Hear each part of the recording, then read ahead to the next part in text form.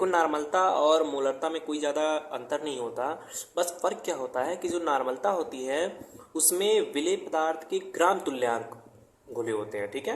विलेय पदार्थ के ग्राम तुल्यांकों को मापा जाता है या देखा जाता है। और मोलरता में क्या होती है, विलेय पदार्थ की मात्रा देखी जाती थी। अगर आपने मोलरता पढ़ी है तो आपको ये समझ में आ जाएगा, ठीक है।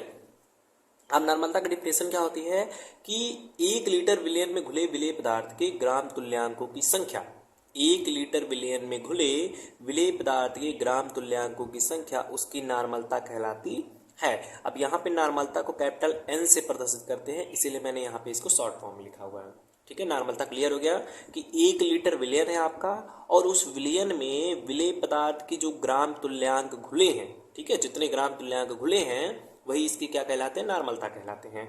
अब यहाँ पे आपको फॉर्मूला बनाना मैंने पहले ही बता दिया था। फॉर्मूला आपका कैसे बनेगा, यहाँ पे आपका क्या हो जाएगा, नार्मलता इज इक्वल टू, अब हम देखेंगे किस में घुला गया है, 1 लीटर विलयन में, तो विलयन को हम यहाँ पे बी कर देते हैं, ब्रैकेट में हमारा यहाँ पे लीटर हो जाएगा। उसके बाद अब यहाँ पे क्या घोला गया है, विलेय पदार्थ घोला गया है, ठीक है। विलेय पदार्थ के ग्राम तुल्यांकों की संख्या घोली गई है, तो यहाँ पे क्या हो जाएगा, हमारा सूत्र क्या हो जाएगा, विलेय पदार्थ, विलेय हम डायरेक्टली लिख दे रहे हैं, उसको आप समझ जाइएगा, विलेय की ग्राम तुल्यांकों की संख्या, ग्राम तुल्यांक संख्या, ठीक है। ये आपका हो गया फर्स्ट फॉर्मूला, इसको आप समीकरण 1 मान सकते हैं।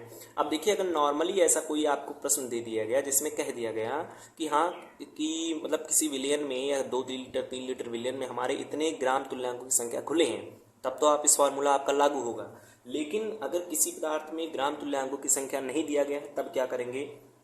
अब देखो यहाँ पे ग्राम तुल्यांकों की जो संख्या होती है, ठीक है, जो हमारा ग्राम तुल्यांकों की जो संख्या होती है वो होती है विलेय पदार्थ के भार या विलेय पदार्थ की संख्या, ठीक है, एंड अपान उसके तुल्यांकी भार के बराबर,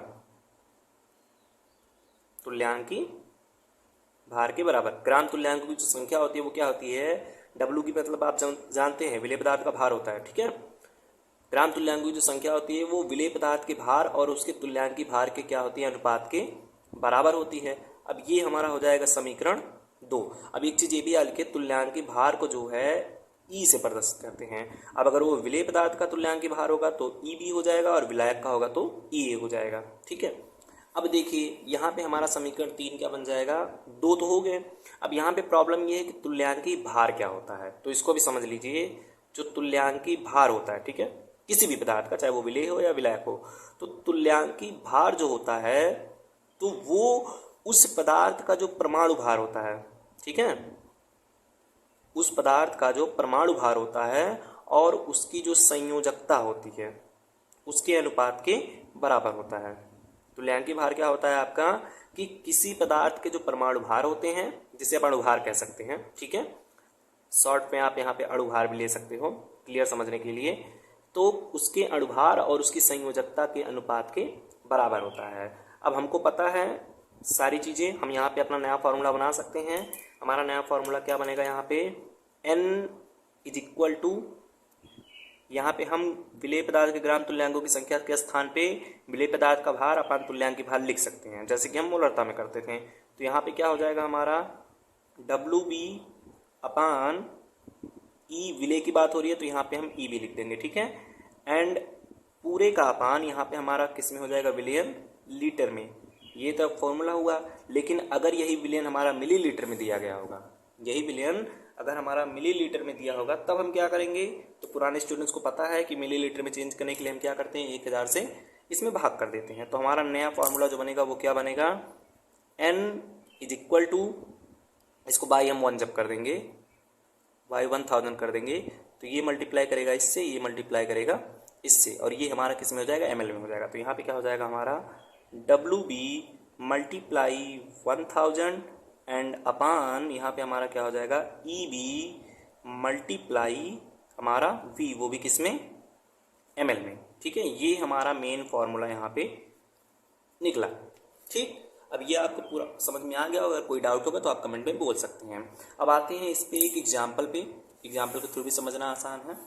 एग्जाम्पल में जैसे आपको दे दिया गया कि कहा कि 2 ग्राम, ठीक है, 2 ग्राम सोडियम हाइड्रोक्साइड जो है वो 250 मिलीलीटर के विलियन में, 250 मिलीलीटर के विलियन में क्या किया गया है, घोला गया है, घोला गया है। तो इसकी हमें क्या निकालनी है, नॉर्मलता हमें इसकी निकालनी है। कह रहा है कि 250 ग्राम 2 ग्राम सोडियम हाइड्रोक्साइड को 250 मिलीलीटर विलियन में घोला गया, तो इसकी नॉर्मलता हमें व्यक्त करनी है। तो यहाँ पे हमको जो जो दिया गया है पहले हम उसको लिख लेंगे। यहाँ पे हमारा क्या है, गिवन दैट, पहले हम 2 ग्राम देखेंगे, हमारा डब्ल्यू बी कितना दिया गया है, यहाँ पे हमको डब्ल्यू बी हमारा दिया गया है 2 ग्राम, ठीक है। उसके बाद विलियन की बात करते हैं। विलियन हमारा किस में दिया गया है, मिलीलीटर में दिया गया है, कितने में, 250 दिया गया है, ठीक है। अब हम फॉर्मूला हमारा क्या था, हमको याद है कि फॉर्मूला हमारा था N is equal to W B into 1000 and upon E B multiply V and M L में। अब हमें डब्ल्यू बी पता है, 1000 का तो मान एक्चुअल वही रहेगा, डब्ल्यू वी एम एल भी हमको पता है, बट हमें ई बी नहीं पता। तो ई बी हम कैसे निकालेंगे, ई बी आपको पता ही था, मैंने बताया था ई बी क्या है, तुल्यांकी भार है, और तुल्यांकी भार बराबर क्या होता है, अणुभार अपान संयोजकता। तो यहाँ पे विलेय हमारा कौन है, सोडियम हाइड्रोक्साइड है, ठीक है।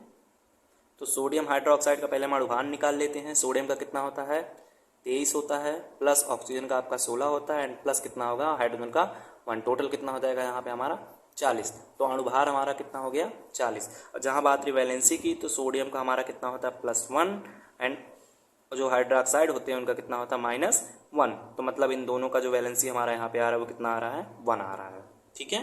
तो यहाँ पे हमारा जो ई बी होगा, E B is equal to कितना हो जाएगा, 40/1 इज इक्वल टू हम कितना कर सकते हैं, 40 ही कर सकते हैं, ठीक है। अब इन सबको हम इसी मान पे इनपुट कर देते हैं। डब्ल्यू बी का मान हमारा कितना है, 2 ग्राम है, मल्टीप्लाई हमारा कितना हो जाएगा, 1000 हो जाएगा, अपान ई बी का मान हमने निकाला कितना आया था, 40, और बी का मान हमारा कितना आया था, 250 ग्राम। कर लेते हैं, सॉल्व करना सिंपल है।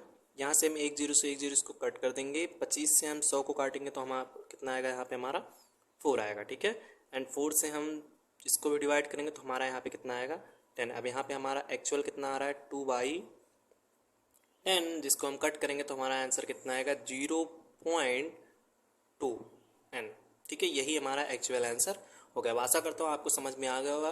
विलियन के सारे टॉपिक्स के एक का वीडियो बना के प्लेलिस्ट में आपको मिल जाएगा, आप वहाँ से जाके चेक कर सकते हैं।